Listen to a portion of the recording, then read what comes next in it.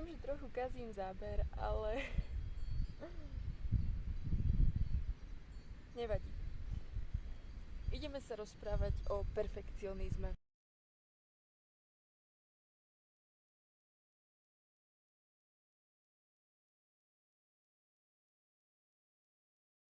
Asi si pod týmto pojmom každý predstaví niečo iné. A pre mňa osobne to bolo vždy nejaká snaha vytvoriť niečo dokonalé, perfektné. A tam vlastne tkvie celý ten problém. Niekto sa na perfekcionizmus pozerá celkom aj s obdivom, ale myslím si, že v konečnom dôsledku je to veľmi brzdiaci jav.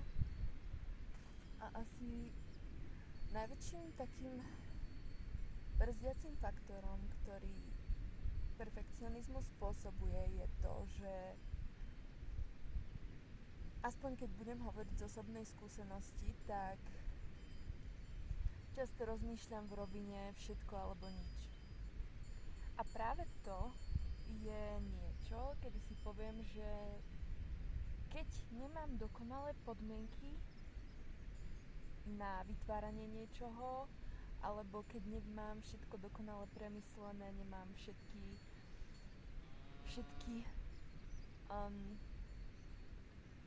prostriedky na to, aby som vytvorila niečo perfektné, tak radšej nič nevytváram. A to je jednak brzdiaci faktor kreatívneho procesu, jednak sa radšej zatvorím obrazne povedané,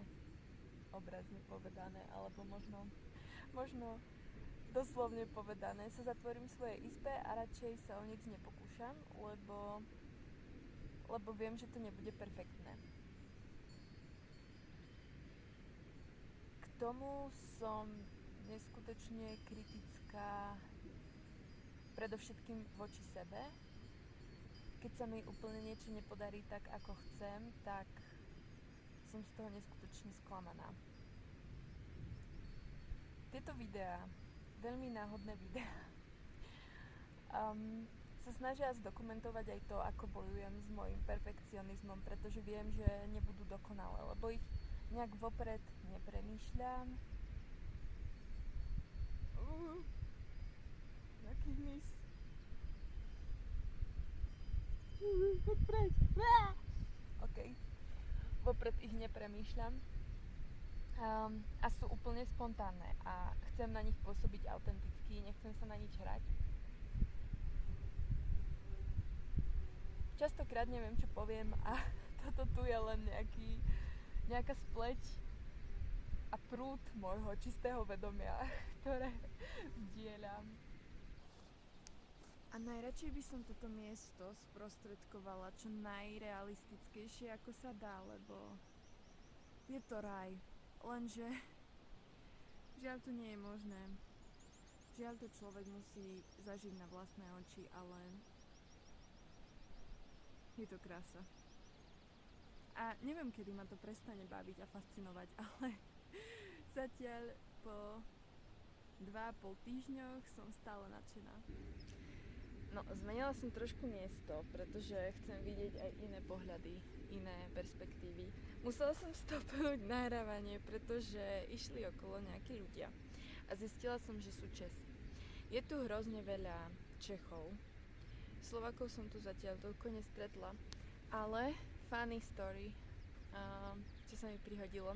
Bola som v práci, nakladala som umývačku a zrazu došli autobusári a prišiel nejaký nový autobusár, ktorý mal zvláštny prízvuk a ten prízvuk bol hrozne familiárny, hrozne taký známy, že niečo mi hovorí, ale nejak som nad tým nepremýšľala a zrazu on sa spýtal, že máte nové dievča, ako máte novú pracovníčku a kde je tá predchádzajúca, ktorá to vzdala. To som ani nevedela, vraj veľa práce. Tak dúfam, že to prežijem. Ani, že áno, že máme novú pracovníčku a ona je zo Slovenska. A on na mňa pozrel, že ty si zo Slovenska? A ja, že jej, počujem slovenčinu. A hovorí, že ako sa voláš, tak sme sa bavili a bolo to tak príjemné znova počuť slovenčinu a znova sa rozprávať v svojom rodnom jazyku a znovu rozumieť, pretože Steiermark, to je nejaký, dajme tomu, región, v ktorom sa nachádza momentálne. Moje vlasy všade. Má hrozne špecifický dialekt. A keď som došla, nerozumela som nič. Doslova nič. Stále nič nerozumiem, keď sa rozprávajú týmto dialektom. So mnou sa snažia normálne nemecky, hoci moja nemčina zapadla prachom a nie je to ideálne, ale so mnou sa samozrejme snažia dorozumieť nemecky s písomnou nemčinou. Takže sme sa chvíľku rozprávali a dúfam, že príde čoskoro znova. Keďže to je jediný Slovák, ktorého poznám v Rakúsku.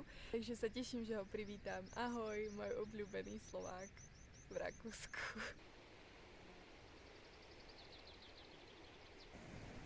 A je tu úplne priezračná čistá voda.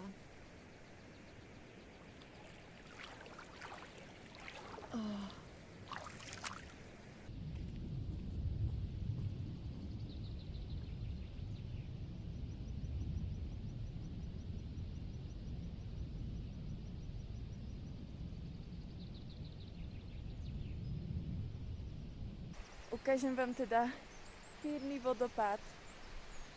Snaď ho je vidno, porazí ma keď nie. Už to natáčam asi, neviem, 5-krát. A samozrejme vás nemôžem ochudobniť ani o úplne nádherný výhľad naspäť. O, motýlik. Takže tak. Na to vidno tiež, prosím.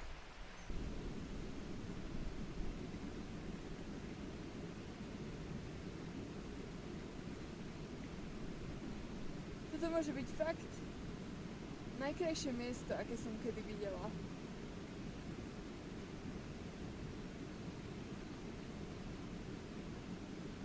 No dobre, ale mala by som ísť späť, pretože o chvíľu bude obed a chcela by som ísť ešte do Schladmingu.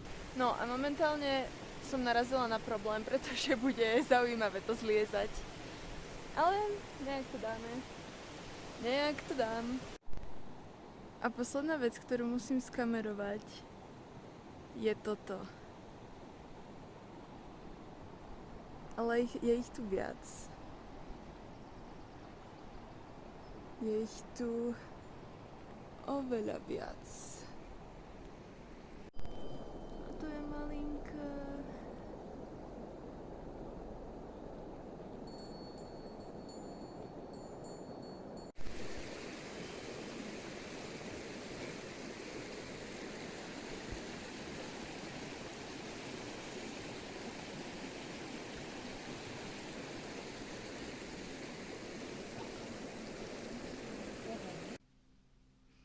Akurát som strihala video a došlo mi, že som o perfekcionizme takmer nič nepovedala. Pretože ma zachvátila nádhera prírody a úplne random, náhodné príbehy, ktoré som musela zdieľať. No, ale rada by som sa k tomu ešte vyjadrila. Som presvedčená, že perfekcionizmus vychádza z nejakej nízkej sebadôvery, sebahodnoty a sebavedomia. V podstate som došla k záveru, že iba ten, kto nič nerobí, môže byť perfektný. Pretože ako náhle niekto niečo začne robiť, niečomu sa začne venovať, začne robiť chyby. A možno začne byť aj kritizovaný niekým. A tieto chyby sú niečo, z čoho sa musíme poučiť.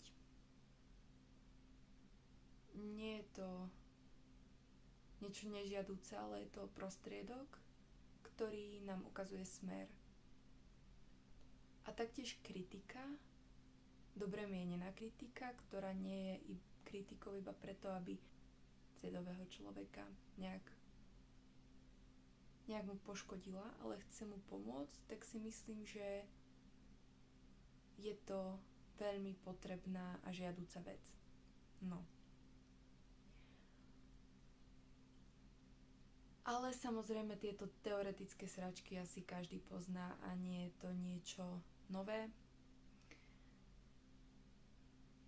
Nie je také ľahké to zakomponovať do svojho života a nedovoliť kritike napríklad, alebo chybám, a hlavne kritike, aby sa nás nejak viac dotkla, pretože tým, že som perfekcionistka, do toho, čo robím, dávam všetko.